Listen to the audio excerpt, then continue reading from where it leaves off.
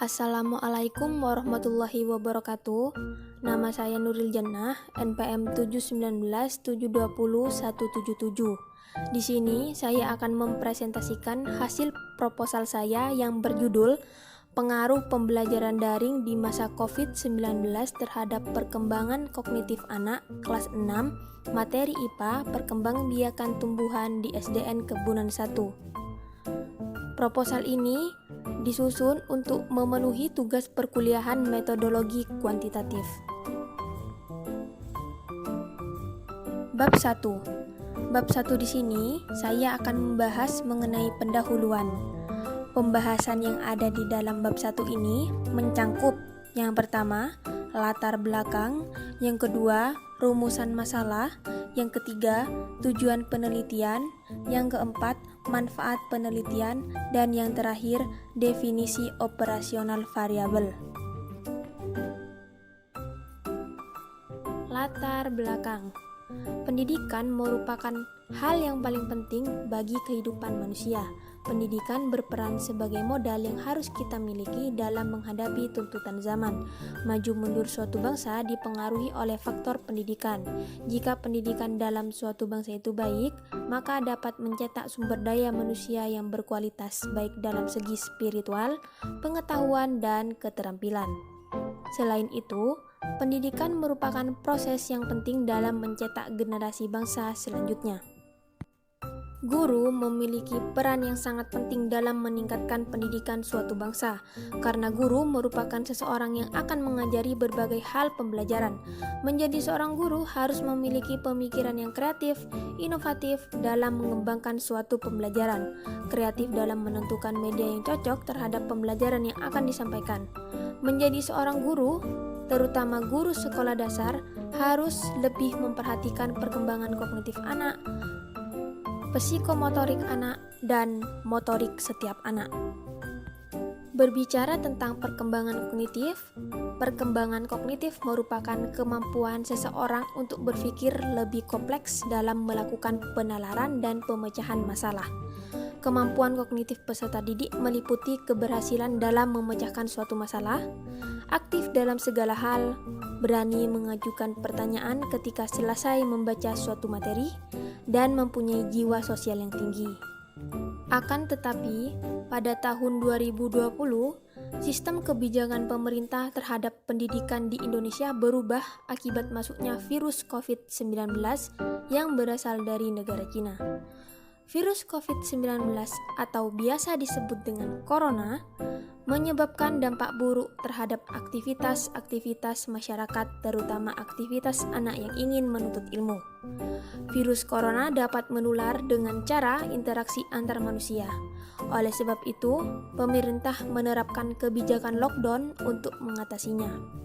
Akibat adanya sistem lockdown, pemerintah terpaksa harus menerapkan e-learning atau pembelajaran daring kepada sekolah-sekolah yang ada di seluruh Indonesia agar pendidikan yang ada di Indonesia terus berjalan secara semestinya meski berada di tengah wabah virus COVID-19 ini. Di SDN Kebunan 1 sudah menerapkan kebijakan pemerintah di mana sekolah maupun pembelajaran harus dilaksanakan secara daring atau online. Awal kebijakan ini dilaksanakan, peserta didik di SDN Kebunan 1 bisa menyesuaikan diri mereka dengan pembelajaran daring ini.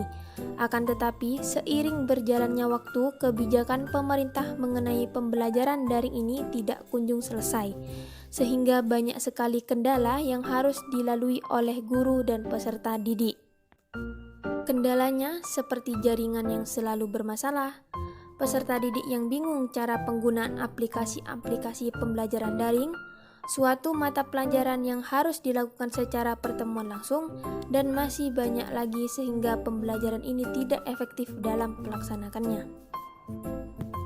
Akibat dari kendala yang dilaluinya, peserta didik bosan dengan metode, model, dan media yang guru berikan selalu sama.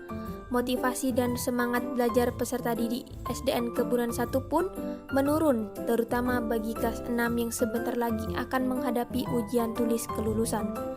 Menurunnya semangat dan motivasi belajar ini berakibat terhadap perkembangan pengetahuan atau kognitif anak. Jika kognitif anak menurun, dapat disimpulkan pengetahuan anak terkait pembelajaran yang diterimanya tidak maksimal dan akan berakibat terhadap nilai yang diperolehnya. Uraian-uraian di atas menunjukkan bahwa pernyataan penerapan pembelajaran daring ini yang disebabkan oleh masuknya virus COVID-19 berpengaruh terhadap pengetahuan anak di SDN Kebunan 1, khususnya di kelas 6 yang sebentar lagi akan menghadapi ujian tulis kelulusan. Pola pikir anak, kemampuan anak untuk belajar, kemauan anak untuk belajar, keaktifan anak, dan respon atau pemahaman anak dalam menangkap suatu materi sangat terhambat.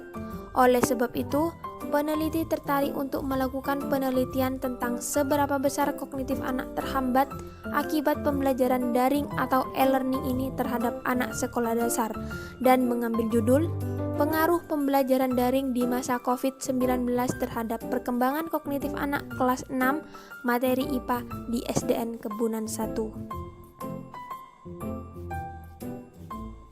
Rumusan masalah. Berdasarkan pada latar belakang di atas, maka permasalahan yang menjadi fokus dalam penelitian ini adalah 1. Bagaimana pengaruh pembelajaran daring terhadap perkembangan kognitif anak kelas 6 mengenai materi IPA perkembangbiakan tumbuhan di SDN Kebunan 1? 2. Adakah perbedaan perkembangan kognitif anak kelas 6 mengenai materi IPA perkembangbiakan tumbuhan sebelum dan sesudah pembelajaran luring diterapkan? Tujuan penelitian. Berdasarkan pada latar belakang di atas, maka tujuan yang menjadi fokus penelitian ini adalah 1. Untuk mengetahui pengaruh pembelajaran daring terhadap perkembangan kognitif anak kelas 6 mengenai materi IPA perkembangbiakan tumbuhan di SDN Kebunan 1. 2. Untuk mengetahui perbedaan perkembangan kognitif anak kelas 6 mengenai materi IPA perkembangbiakan tumbuhan sebelum dan sesudah pembelajaran luring diterapkan. Manfaat penelitian. Dari hasil penelitian ini diharapkan akan memberikan manfaat sebagai berikut. Yang pertama, manfaat teoritis. Diharapkan dapat membandingkan kajian tentang pengaruh pembelajaran daring terhadap perkembangan kognitif anak terhadap siswa sekolah dasar. Manfaat praksis. Hasil penelitian ini bertujuan untuk memberikan informasi kepada guru serta pembaca bahwasannya pembelajaran daring dapat berdampak buruk terhadap dunia pendidikan, terutama terhadap generasi muda. Definisi operasional variabel. Yang pertama, pembelajaran daring. Yang dimaksud pembelajaran daring dalam penelitian ini adalah pembelajaran yang dilakukan secara online tanpa adanya tatap muka atau interaksi secara langsung. Pembelajaran daring dilakukan dengan mengandalkan kecanggihan teknologi yang menggunakan aplikasi berupa Zoom, Google Meet, atau aplikasi lainnya sesuai dengan gurunya masing-masing. Pembelajaran daring ini dilaksanakan akibat masuknya virus COVID-19 ke negara Indonesia. Yang kedua, perkembangan kognitif anak. Ranah dalam sebuah belajar dan pembelajaran di mana seorang anak diharuskan memilikinya dan dituntun oleh lingkungan sekitar agar terus berkembang. Segala hal yang dapat mempengaruhi perkembangan kognitif anak, meski hal tersebut bersangkutan dengan kebijakan pemerintah, harus segera diatasi. Bab 2. Di dalam bab 2 akan membahas tentang tinjauan pustaka. Hal-hal yang perlu dibahas yaitu yang pertama, deskripsi teori, yang kedua, penelitian yang relevan, yang ketiga, kerangka berpikir, dan yang terakhir, hipotesis. Deskripsi teori. 1. Pembelajaran daring. Pembelajaran daring merupakan pembelajaran dalam jaringan yang memanfaatkan data internet dan teknologi digital agar komunikasi tetap bisa dilakukan tanpa adanya tatap muka secara langsung. Menurut Dimyati A. 2018 menjelaskan bahwa pembelajaran daring atau yang dikenal dengan istilah e-learning merupakan bentuk pemanfaatan teknologi dalam mendukung proses belajar mengajar jarak jauh. Di pembelajaran daring terdapat komponen pendukung dalam pembelajarannya, menurut jurnal Noor An-Nisa 2020, yaitu ada infrastruktur. Infrastruktur adalah fasilitas fisik yang diperlukan dalam melaksanakan pembelajaran daring antara lain laptop, komputer, HP, dan alat lainnya. Sistem dan aplikasi. Sistem adalah kumpulan dari elemen-elemen yang berinteraksi untuk mencapai tujuan tertentu. Aplikasi merupakan penerapan dari rancang sistem untuk mengolah data yang menggunakan aturan atau ketentuan bahasa pemrograman tertentu. Sistem dan aplikasi yang digunakan dalam pembelajaran daring antara lain internet, WhatsApp, Google, Classroom, Zoom, Google Meet, serta sistem dan aplikasi lainnya. Konten. Konten adalah informasi yang tersedia melalui media atau produk elektronik. Konten mengacu pada materi atau informasi pembelajaran yang dibuat oleh pengajar. Operator. Operator adalah seseorang yang menjalankan ketiga dari komponen pembelajaran tersebut, yaitu pengajar dan pembelajar. Jika komponen tersebut terlaksana dengan baik, maka pembelajaran daring dapat dilaksanakan. Tetapi tentunya pembelajaran daring ini memiliki kelebihan dan kekurangan dalam pelaksanaannya. Pembelajaran secara daring memiliki kelebihan diantaranya Suheri et al. 2020. 1. Mempersempit penyebaran virus COVID-19. 2. Pengajar dan siswa dapat berkomunikasi secara mudah melalui internet secara kapan saja. Kegiatan komunikasi itu dilakukan tanpa dibatasi oleh jarak, tempat, dan waktu. Yang ketiga, pengajar dan siswa dapat menggunakan bahan ajar yang teratur dan terjadwal melalui internet. Yang keempat, siswa dapat mengulang materi setiap saat dan di mana saja apabila diperlukan. Kelebihan pembelajaran daring tidak lepas dari berbagai kekurangan, yaitu sebagai berikut. Yang pertama, interaksi secara tatap muka antara siswa dan pengajar tidak dapat dilakukan. Yang kedua, pembelajaran daring lebih banyak ke aspek bisnis daripada sosial dan akademik. Yang ketiga, pembelajaran daring kurang efektif untuk dilakukan. Yang keempat, pengajar dituntut untuk menguasai teknik pembelajaran dengan menggunakan ICT. Yang kelima, siswa yang kurang mempunyai motivasi belajar cenderung gagal. Yang keenam, belum meratanya fasilitas internet yang tersedia di tempat yang bermasalah dengan listrik, telepon, ataupun komputer. Dari pembahasan di atas, ternyata lebih banyak kekurangan dibandingkan kelebihannya. Kekurangan yang paling menonjol di sini adalah pengajar dan siswa tidak terbiasa dengan pembelajaran daring. Dapat kita ketahui bahwa pembelajaran daring mengandalkan teknologi berupa handphone dan laptop, serta aplikasi-aplikasi online yang dapat membantu proses kelancaran pembelajaran meski dalam keadaan daring. Tetapi, bagi siswa sekolah dasar, penggunaan aplikasi tersebut sangat sulit baginya. Siswa sekolah dasar masih banyak yang belum paham bagaimana cara kerja aplikasi tersebut. Nyatanya, akibat adanya pembelajaran daring ini berpengaruh terhadap perkembangan pengetahuan anak. Anak lebih pasif dalam mengikuti pembelajaran dan kurangnya rasa ingin tahu terhadap pembelajaran yang diterima. Hal ini yang membuat pengetahuan anak tidak berkembang. Perkembangan kognitif anak. Perkembangan kognitif adalah salah satu aspek terpenting untuk dijadikan sebagai pedoman dalam proses pendidikan. Di dalam perkembangan kognitif terdapat ranah kognitif yang berkaitan dengan tujuan belajar dan kemampuan berpikir anak. Di dalam dunia pendidikan biasanya dikenal dengan istilah taksonomi Bloom, ranah kognitif.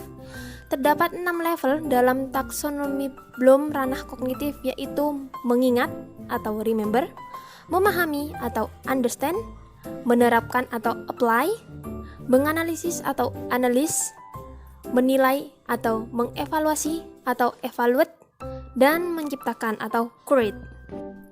Menurut Dian Andesta 2018 dalam jurnalnya menjelaskan usia 7-11 tahun merupakan usia ketika anak sudah memasuki masa sekolah. Sebagaimana menurut teori kognitif Piaget, pemikiran anak-anak usia sekolah dasar disebut pemikiran operasional konkret.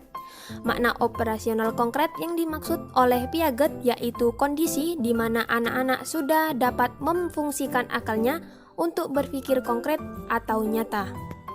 Pada fase ini, kemampuan kognitif anak mengalami perkembangan yang pesat. Dalam keadaan normal, kemampuan anak usia sekolah dasar berkembang secara bertahap. Pada masa sebelumnya, kemampuan berpikir anak masih bersifat imajinatif, subjektif, dan egosentris. Sedangkan ketika anak memasuki masa sekolah, daya pikir anak akan berkembang secara perlahan ke arah berpikir konkret dan egosentrisnya juga berkurang.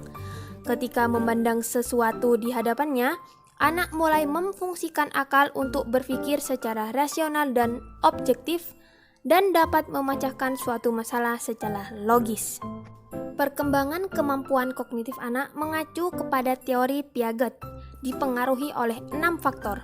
Keenam faktor tersebut adalah 1. Faktor hereditas. Faktor yang mempengaruhi perkembangan kognitif secara hereditas atau keturunan ini dipengaruhi oleh gen dan struktur kromosom yang diwariskan kepada anak dari kedua orang tuanya. Yang kedua, faktor lingkungan. Faktor lingkungan sebagai salah satu bagian yang dapat mempengaruhi perkembangan kognitif anak berkaitan dengan teori tabula rasa yang dipopulerkan oleh John Locke. Teori ini mengatakan bahwa setiap anak yang dilahirkan ke dunia berada dalam keadaan suci bagaikan kertas. Yang dapat mengisi dan mewarnai kertas putih tersebut adalah lingkungannya. 3. Faktor kematangan. Dalam teori kognitif Piaget, faktor kematangan berkaitan erat dengan perkembangan fisik anak. Perkembangan fisik berkenaan dengan perkembangan organ-organ yang digunakan sebagai alat untuk berpikir, seperti kematangan susunan syaraf pada otak. Kematangan secara fisik ini dipengaruhi secara keseluruhan garis besar perkembangan kognitif anak. 4. Faktor pembentukan. Pembentukan adalah segala keadaan di luar diri seseorang yang mempengaruhi perkembangan inteligensi. Ada 2 pembentukan, yaitu pembentukan sengaja, sekolah formal, dan pembentukan tidak sengaja atau pengaruh alam sekitar. 5. Faktor minat dan bakat. Minat mengarahkan perbuatan kepada tujuan dan merupakan dorongan untuk berbuat lebih giat dan lebih baik. Bakat seseorang akan mempengaruhi tingkat kecerdasannya. Seseorang yang memiliki bakat tertentu akan semakin mudah dan cepat mempelajarinya. Yang terakhir, 6. Faktor kebebasan. Keleluasaan manusia untuk berpikir divergen atau menyebar, yang berarti manusia dapat memilih metode tertentu dalam memecahkan masalah dan bebas memilih masalah sesuai kebutuhan. Teori kognitif Piaget menyarankan kegiatan pembelajaran harus menyesuaikan dengan fase-fase perkembangan kognitif anak.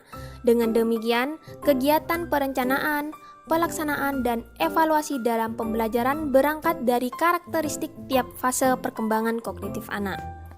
Perkembangan kognitif anak bisa mengalami penurunan atau tidak berkembang disebabkan oleh situasi dan keadaan lingkungan sekitar. Seperti halnya saat ini di masa pandemi, pembelajaran dilakukan secara daring tanpa adanya benda konkret dan tanpa adanya tatap muka secara langsung. Hal ini yang dapat menyebabkan meningkatnya rasa jenuh anak terhadap mata pelajarannya. Penelitian yang relevan. Penelitian relevan adalah deskripsi tentang kajian penelitian yang sudah pernah dilakukan seputar masalah yang diteliti. Dengan demikian, penelitian yang akan dilakukan merupakan kajian atau perkembangan dari penelitian yang sebelumnya, sehingga dapat terlihat jelas bahwa kajian yang sedang dilakukan bukan merupakan pengulangan atau duplikasi. Berdasarkan telaah yang sudah dilakukan terhadap beberapa sumber kepustakaan, ada beberapa pembahasan mengenai pengaruh pembelajaran daring yang sebelumnya telah dibahas, yaitu diantaranya 1. Ria Yunitasari, skripsi 2020 dengan judul pengaruh pembelajaran daring terhadap minat belajar pada masa COVID-19. Hasil penelitian dari Ria Yunitasari ini yaitu menunjukkan bahwa pembelajaran daring pada masa pandemi COVID-19 sangat berpengaruh terhadap minat belajar siswa. Siswa merasa bosan karena tidak bertemu dengan teman-teman dan gurunya secara langsung. Persamaan antara penelitian ini dengan penelitian Ria Yunitasari, yaitu penelitian yang telah dilakukan maupun yang akan dilakukan, keduanya sama-sama membahas pengaruh pembelajaran daring. Sedangkan perbedaan antara penelitian ini dengan penelitian Ria Yunitasari yaitu penggunaan jenis penelitian yang berbeda, tempat penelitian berbeda, hasil yang didapat berbeda. Peneliti sebelumnya pengaruh terhadap minat belajar siswa, sedangkan penelitian yang akan dilakukan ini yaitu pengaruh terhadap kognitif anak sekolah dasar. 2. Mela Marlena, skripsi 2020, dengan judul Pengaruh Pembelajaran Daring Terhadap Aktivitas Belajar Siswa pada Mata Pelajaran IPS di SMP Negeri 22. Hasil penelitian yang diteliti oleh Mela Marlena yaitu menunjukkan bahwa pembelajaran daring sangat berpengaruh terhadap aktivitas belajar siswa, karena siswa cenderung kesulitan dalam memahami materi yang diberikan berupa file dan siswa cenderung kurang mengerti dalam menggunakan aplikasi pembelajaran daring. Persamaan antara penelitian ini dengan penelitian Mela Marlena yaitu peneliti yang telah dilakukan maupun yang akan dilakukan, keduanya sama-sama membahas pengaruh pembelajaran daring menggunakan jenis penelitian yang sama, yaitu kuantitatif. Sedangkan perbedaan antara penelitian ini dengan penelitian Mela Marlena yaitu tempat penelitian berbeda, hasil yang didapat berbeda. Peneliti sebelumnya pengaruh terhadap aktivitas belajar siswa SMP, sedangkan penelitian yang akan dilakukan yaitu membahas pengaruh terhadap kognitif anak sekolah dasar. Dan yang terakhir yaitu Siti Nur Aini Wahyu Lukmana, skripsi 2021 dengan judul Pengaruh Pembelajaran Online pada Masa Pandemi Terhadap Minat Belajar Siswa di PAUD. Hasil penelitian dari Siti Nur Aini Wahyu Lukmana yaitu menunjukkan bahwa perlu adanya dukungan orang tua dan guru dalam meningkatkan minat belajar siswa, karena tidak sedikit siswa yang merasa bosan akan belajar jarak jauh ini.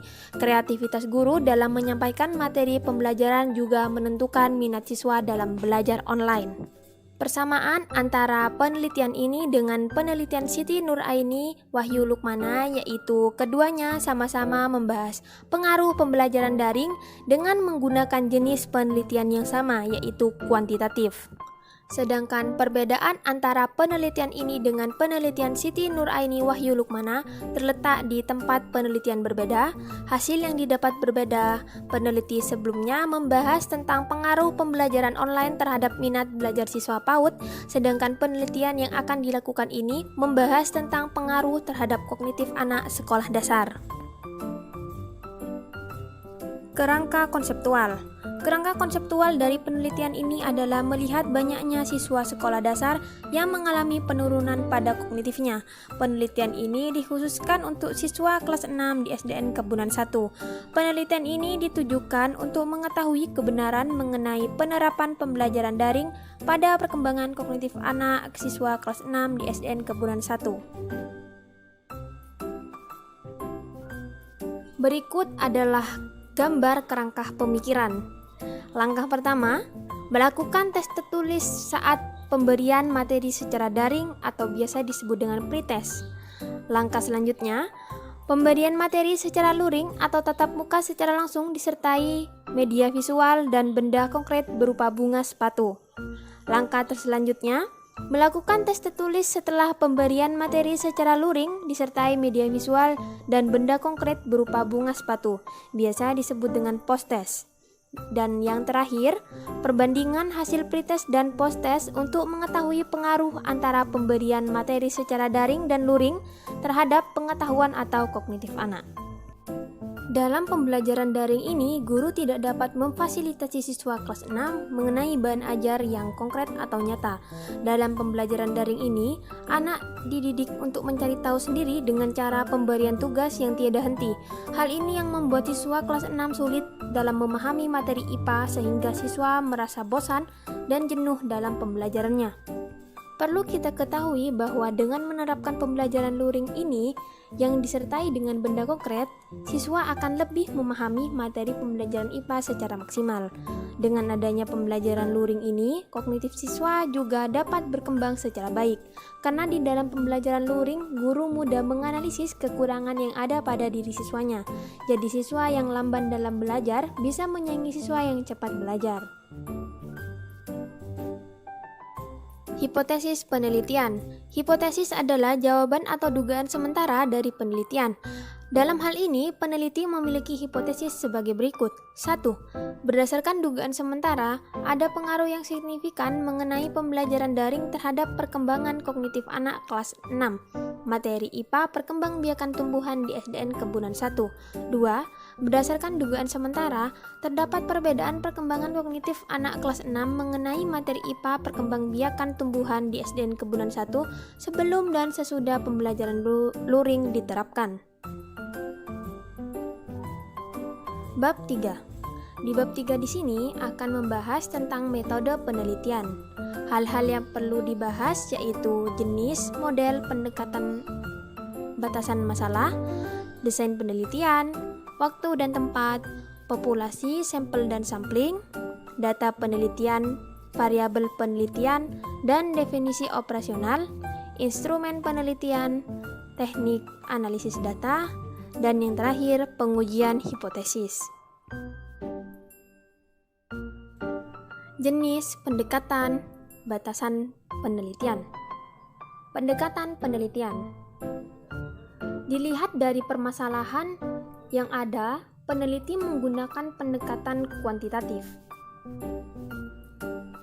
Penelitian kuantitatif merupakan salah satu jenis kegiatan penelitian yang spesifikasinya adalah sistematis, terencana, dan terstruktur sejak awal mulai dari pembuatan desain peneliti, sampel data, sumber data, maupun metodologinya. Variabel penelitian terukur dengan berbagai bentuk skala pengukuran, yaitu skala nominal, ordinal, interval, maupun rasio. Suharno 2009. Dalam pendekatan ini, penelitian banyak dituntun menggunakan angka, mulai dari pengumpulan data, penafsiran data, serta penampilan hasil akhir. Data yang diolah tersebut diperoleh melalui nilai hasil pretest dan posttest untuk mengetahui pengaruh antara pembelajaran daring dan luring terhadap perkembangan kognitif anak. Mengenai materi IPA tema 1, perkembangbiakan tumbuhan kelas 6 di SDN Kebunan 1. Sedangkan jenis penelitian yang digunakan dalam penelitian ini merupakan jenis penelitian eksperimen. Penelitian ini bertujuan untuk mengetahui pengaruh pembelajaran daring terhadap perkembangan kognitif anak kelas 6 materi IPA tema 1, perkembangbiakan tumbuhan. Hal ini sesuai dengan pendapat Sugiono 2013 halaman 11 bahwa metode penelitian eksperimen adalah metode penelitian yang bertujuan untuk mencari pengaruh dari sebuah perlakuan yang diberikan. Ari Kunto 2014 halaman 9 juga menjelaskan bahwa penelitian eksperimen adalah penelitian yang dilakukan untuk mencari tahu sebab akibat dari suatu perlakuan yang ditimbulkan oleh peneliti. Sehingga dalam penelitian ini, peneliti mencari ada dan tidaknya pengaruh dengan cara membandingkan kelompok yang diberikan perlakuan, yaitu kelas eksperimen, dan kelompok yang tidak diberikan perlakuan, yaitu kelas kontrol.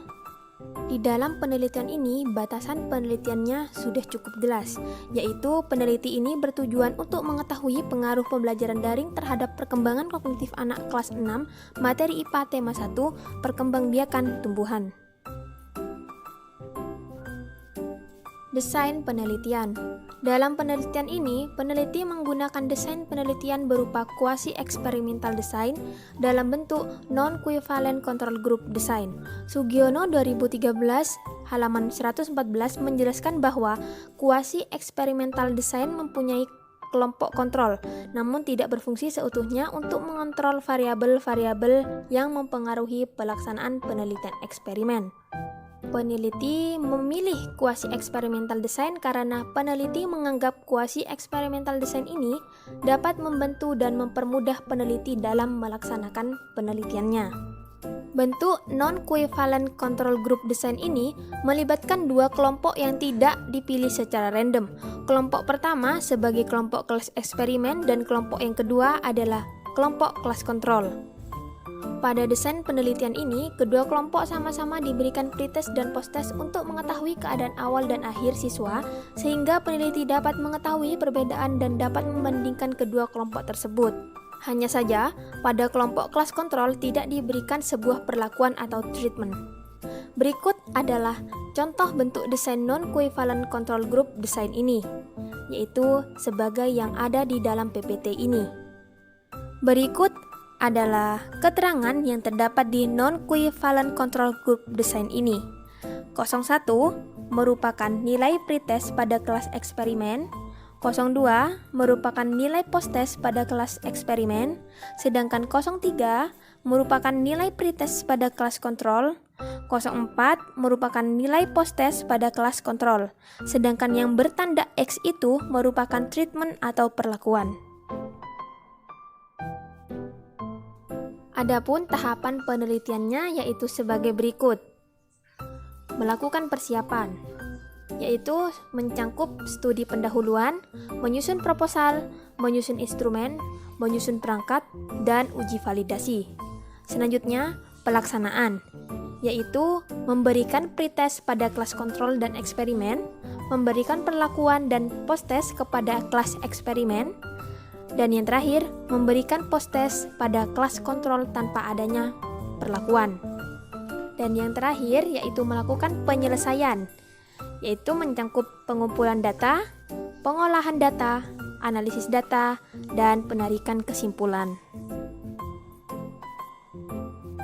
Waktu dan tempat.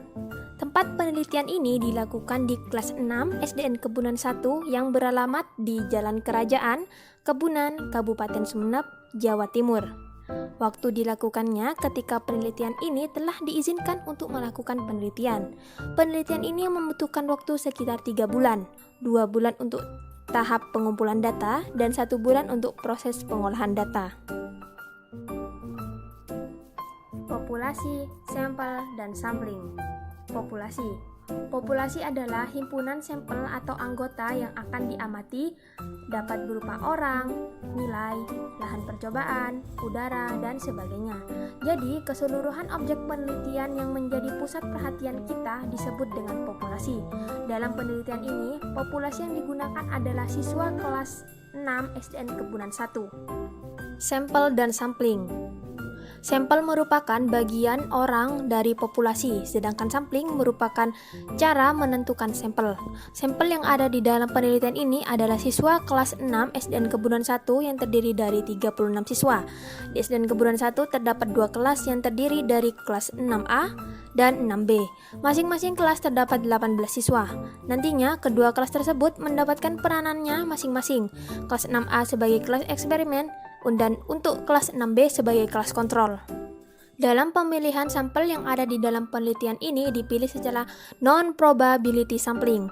Non-probability sampling merupakan salah satu teknik pengambilan sampel yang tidak memberi peluang atau kesempatan yang sama bagi setiap unsur atau anggota populasi untuk dipilih menjadi sampel.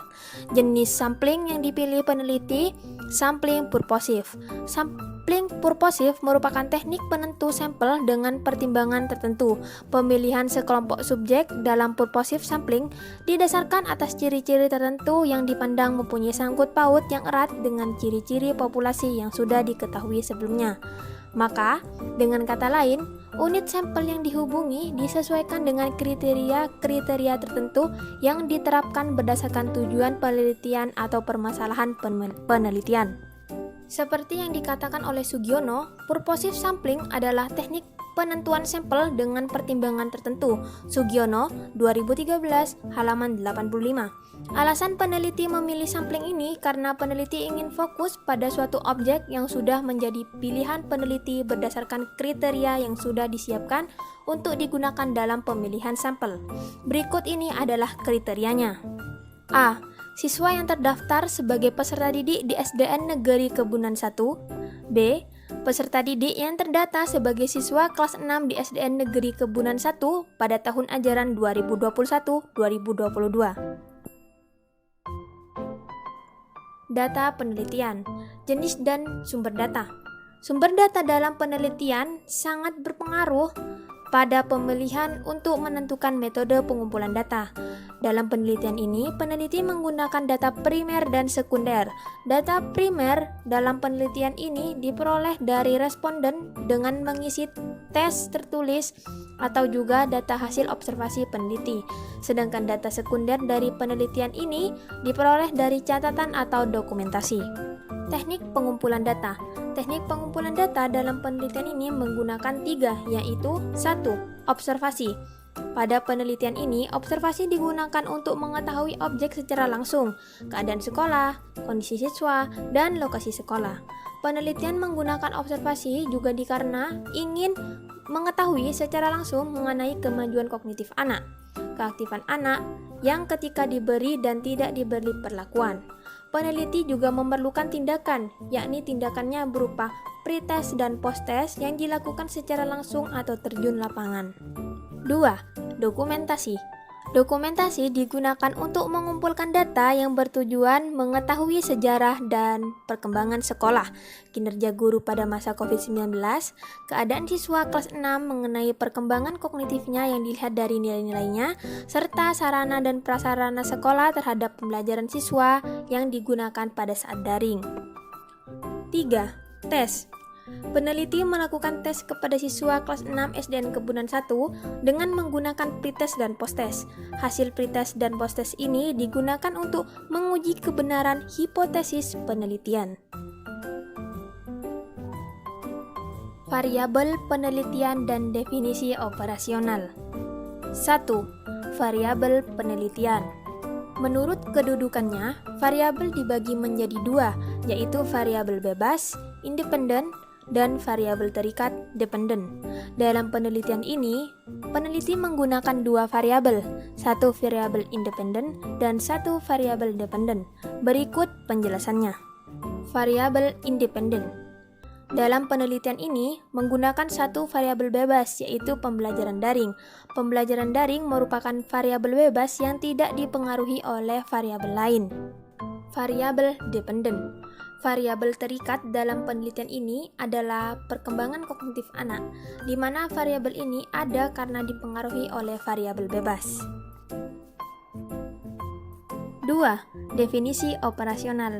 Definisi operasional penelitian menurut Sugiono 2015 halaman 38 adalah suatu atribut atau sifat atau nilai dari objek atau kegiatan yang memiliki variasi tertentu yang telah ditetapkan oleh peneliti untuk dipelajari dan kemudian ditarik kesimpulannya. Dalam penelitian ini, definisi operasionalnya sebagai berikut. A. Pembelajaran daring. Pembelajaran daring dalam penelitian ini adalah pembelajaran yang dilakukan secara online tanpa adanya tatap muka atau interaksi secara langsung. Pembelajaran daring dilakukan dengan mengandalkan kecanggihan teknologi yang menggunakan aplikasi berupa Zoom, Google Meet, atau aplikasi lainnya sesuai dengan gurunya masing-masing. Pembelajaran daring ini dilaksanakan akibat masuknya virus COVID-19 ke negara Indonesia. B. Perkembangan kognitif anak adalah ranah dalam sebuah belajar dan pembelajaran di mana seorang anak diharuskan memilikinya dan dituntun oleh lingkungan sekitar agar terus berkembang. Segala hal yang dapat mempengaruhi perkembangan kognitif anak meski hal tersebut bersangkutan dengan kebijakan pemerintah harus segera diatasi. Instrumen penelitian. Instrumen penelitian adalah alat yang digunakan oleh peneliti untuk mengukur objek atau subjek yang diamati atau diteliti. Sugiono 2013 halaman 148. Instrumen penelitian yang digunakan dalam penelitian ini adalah lembar tes berupa soal. Lembar tes yang digunakan di penelitian ini adalah lembar tes pretest dan posttest. Lembar pretest digunakan untuk mendapatkan dan mengumpulkan data sebelum diberikan perlakuan, sedangkan lembar pretest digunakan untuk mendapatkan dan mengumpulkan data setelah diberikan perlakuan. Sehingga Peneliti dapat membandingkan hasil pretest dan posttest yang telah dikerjakan siswa. Butir soal yang dikembangkan dalam penelitian ini yaitu isian singkat.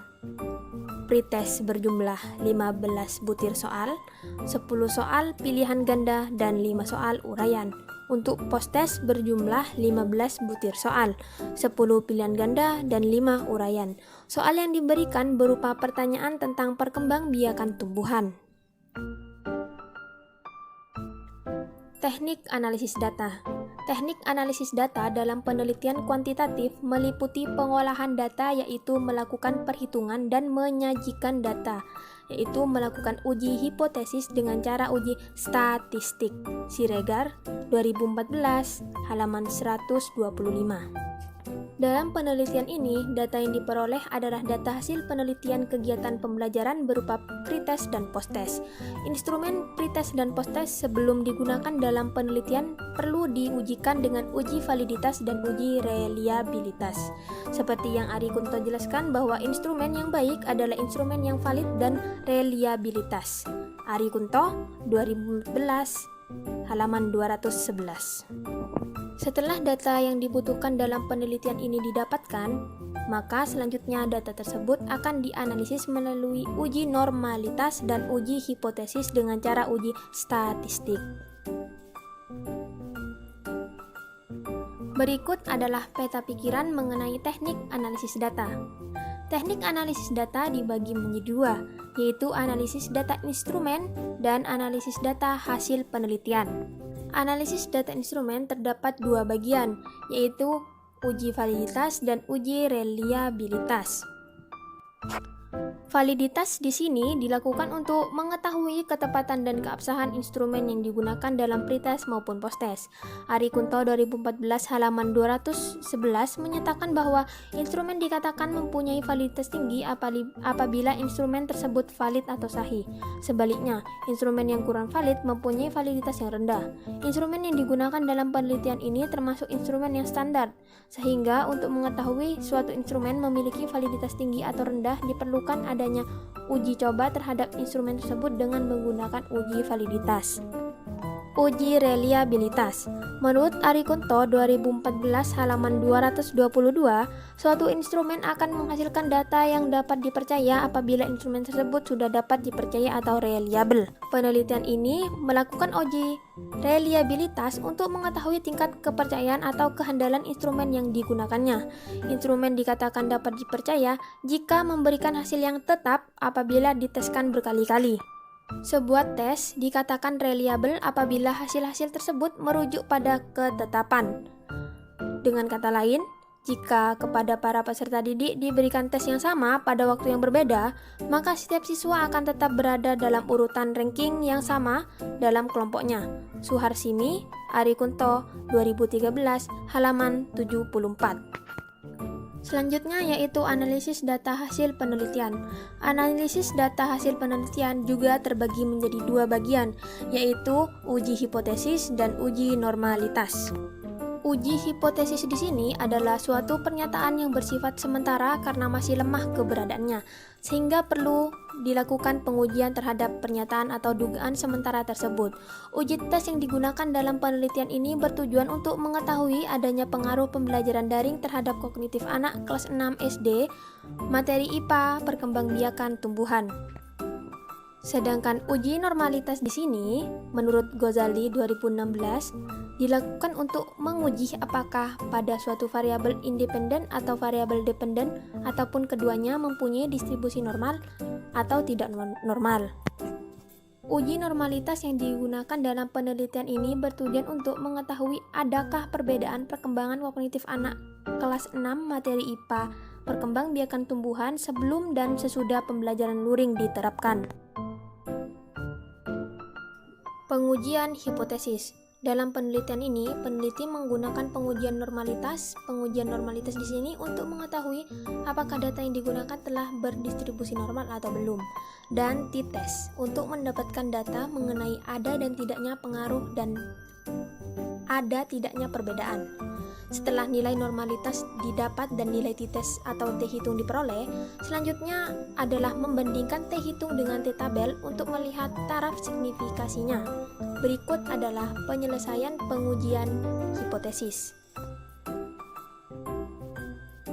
1. Merumuskan hipotesis 1. HO. Secara parsial atau individu tidak ada pengaruh yang nyata antara variabel bebas dan variabel terikat. HA. Secara parsial atau individu ada pengaruh yang nyata antara variabel bebas dan variabel terikat.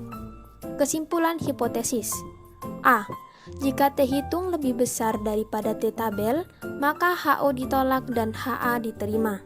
Jadi, variabel bebas, yaitu pembelajaran daring, secara parsial atau individu memiliki pengaruh nyata terhadap variabel terikat, yaitu perkembangan kognitif anak di SDN Kebunan 1. B.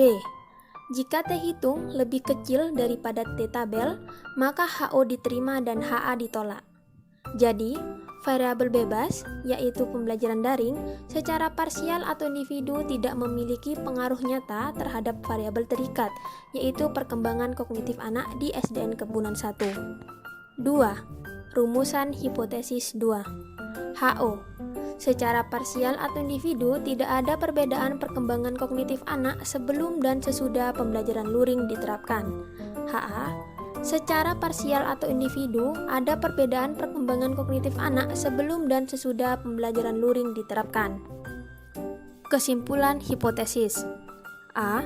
Jika t-hitung lebih besar daripada t-tabel, maka HO ditolak dan HA diterima. Jadi, ada perbedaan pada perkembangan kognitif anak sebelum dan sesudah pembelajaran luring diterapkan di SDN Kebunan 1. B. Jika t-hitung lebih kecil daripada t-tabel, maka HO diterima dan HA ditolak. Jadi, tidak ada perbedaan pada perkembangan kognitif anak sebelum dan sesudah pembelajaran luring diterapkan di SDN Kebunan 1. Jadi, itulah presentasi saya mengenai hasil proposal saya yang berjudul Pengaruh Pembelajaran Daring di Masa COVID-19 terhadap Perkembangan Kognitif Anak kelas 6, materi IPA Perkembangbiakan Tumbuhan di SDN Kebunan 1. Saya Nuril Jannah, mohon maaf yang sebesar-besarnya jika ada salah kata yang kurang berkenan di hati Bapak dan teman-teman sekalian. Sekian dari saya. Wassalamualaikum warahmatullahi wabarakatuh.